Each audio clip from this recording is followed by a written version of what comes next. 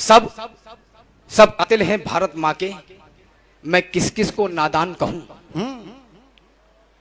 सब कातिल हैं भारत माँ के, मैं किस किस को नादान कहूं। वाह बेटी मरती हो सड़कों पर तो कैसा हिंदुस्तान का। वाह जहां नंगे बदन किसान मरे, कचरा खाकर इंसान मरे, बेटी मर जाए सड़कों पर, जहां ममता का वरदान मरे, जहां झुके हिमालय की चोटी, बिटिया की कीमत 2 रोटी, जहां नोच नोच खाई जाए भारत माता की हर बोटी, जहां मात्र कलंक छलकता हो उसको कैसे वरदान लिखूं।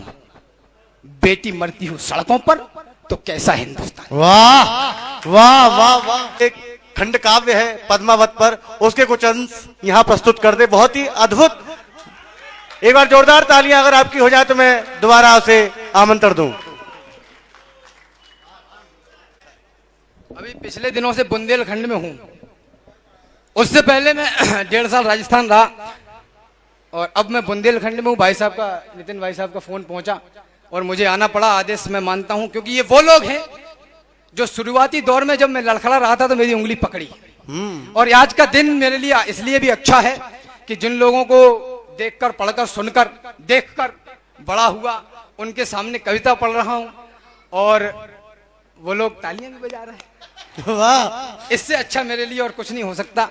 मैं आप बिल्कुल सभी बेशक बेशक। बुजुर्गों के चरणों में प्रणाम करता हूं। और आप डॉक्टर नितिन मिश्रा के संचालन में पढ़ रहे हैं, ये इससे भी बढ़िया कुछ और बात नहीं हो सकती। इससे अच्छा मैं शुरू करता हूं। समय की अपनी सीमा। अभी एक 2-3 साल पहले फिल्म बनी माता पद्मावती, उस पर बहुत सारे, पूरा देश आक्रोशित हुआ और बड़ी सारी घटनाएं हुई। मैं 4 पंक्तियों में ऐसे बड़े और पवित्र विषय के 4 पंक्तियों में लिख के जिज्ञासा मैंने ठंडी नहीं की। मैंने प्रयास किया कि खंड काव्य तक की यात्रा पूरी हो। उसमें कितना सफल हुआ ये तारीख तय करेगी, लेकिन कुछ एक छंद में मेरा आज्ञा है नितिन भाई साहब की, तो मैं आप लोगों के बीच में रखता हूं। दृश्य सिर्फ इतना है कि दिल्ली से रावल रतन सिंह को छुड़ा के ले जाया गया है चित्तौड़, बस, और गोरा बादल दिल्ली में बलिदान हुए हैं। यहां से मैं शुरू करता हूं और कुछ एक छंद रखूंगा। मैं चाहता हूं आप लोग थोड़ा सा ध्यान से सुने क्योंकि मैंने इसको बड़ी लगन और मेहनत से लिखा है। कि रतन सिंह आजाद हुए तो खिलजी खिसियाया था, घर में ही मिली पराजय। अरे वो डॉक्टर मोगली, अब थोड़ा सा बैठ जाओ, मैं शुरू हो रहा हूं। रतन सिंह आजाद हुए तो खिलजी खिसियाया था, घर में ही मिली पराजय के कारण वो तिल लाया था। मेवाड़ धरा के कुछ सैनिक पिंजड़े को तोड़ गए थे और मुगलियों की आंखों को लज्जित छोड़ गए थे। गोरा बादल चचा भतीजे लाखों पर भारी थे, युद्ध कला के करतब उनके सचमुच तलवारी थे। बिना शीश के युद्ध लड़ा था, कथा अमर कराए, जीत गई रजपूती और मुगलों के मुंड झुकाए। इधर नगाड़े बजे, उधर दिल्ली में मातम छाया और अहंकारी खिलजी खुद ही खुद में झल्लाया। बोला सेना से मुस्तंडो जाओ और मर जाना, अपने बेहूदे चेहरे मुझको अब नहीं दिखाना। दिल्ली जैसे बड़े दुर्ग की रक्षा न कर पाई, चंद सैनिकों के हाथों घर में ही मुंह की खाई। वो आजाद परिंदे से आए और उड़ा ले गए, तुम तलवार न खींच सके, वो राजा छोड़ा ले। जिंदाबाद। वाह, अरे क्या दृश्य खोला है, वाह, अद्भुत है। तलवार न खींच सके, वो राजा छोड़ा ले गए।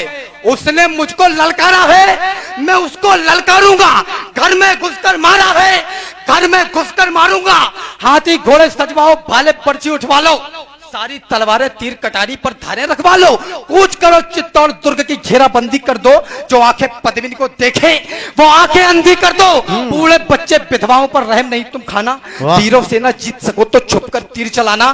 तबे पांव चित्तौड़ चलो तुम, भनक न हो दुश्मन को, मैं गर्दन से दूर करूंगा रतन सिंह के तन को। तो खिलजी अपनी सेना लेकर पहुंचा उस माटी में, बलिदानी धरती के ऊपर मेवाड़ी घाटी में। एक मुफ्त सेना को रोका, जोरों से चिल्लाया और कायरों के समूह को एक फरमान सुनाया।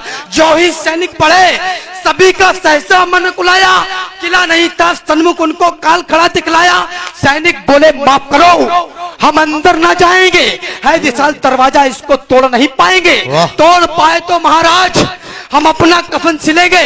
किले के अंदर सोए हुए मेवाड़ी सिंह मिलेंगे, सोए शेर जगेंगे तो फिर सबकी रूह हिलेगी। कितनी भी तेज भाग लेना पर दिल्ली नहीं मिलेगी, वक्त अभी झुकने का है, मेरे आका झुक जाओ। वाह वाह, सबकी खैर चाहते हो तो बाहर ही रुक जाओ। वाह क्या बात है, वाह वाह।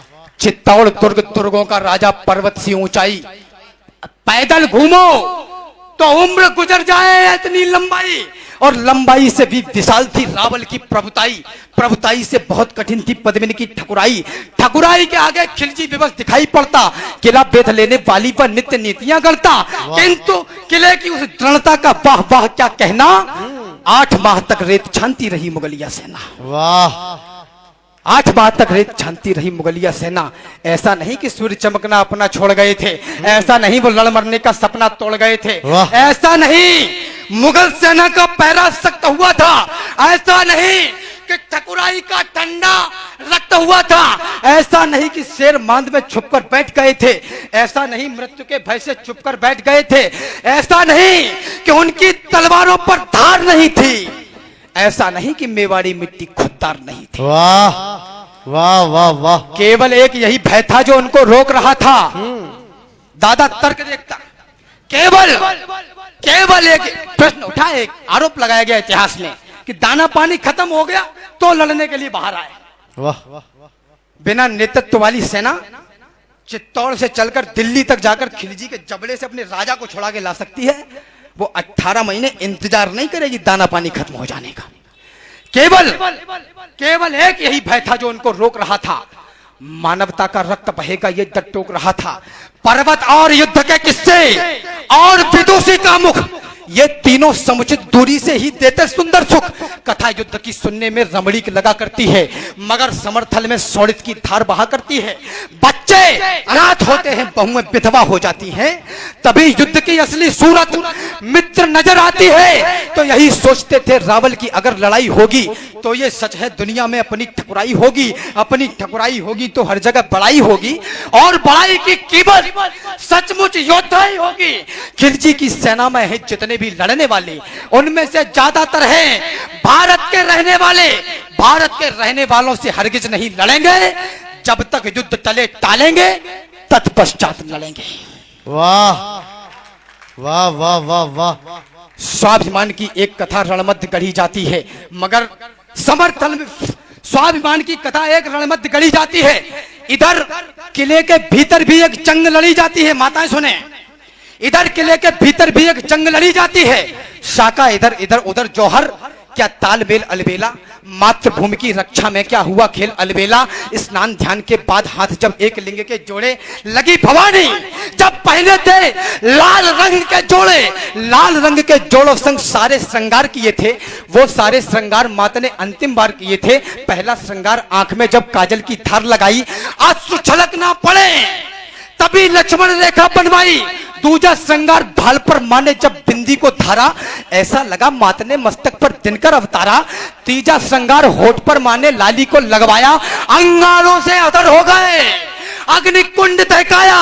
चौथा श्रृंगार मात पद्मिनी का आज विश्व ने देखा, जब माँ ने माथे पर डाली स्वाभिमान की। वाह वाह वाह वाह वाह वाह वाह। श्रृंगार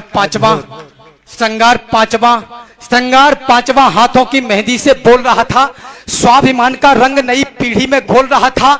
छठवां श्रृंगार कर्ण कुंडल मनमाने लटक रहे थे, जैसे कोई देशभक्त दीवाने लटक रहे थे। श्रृंगार 8वां 7वां नथनी क्या मर्यादा धार रही थी, उसके आगे पवित्रता भी खुद को हार रही थी।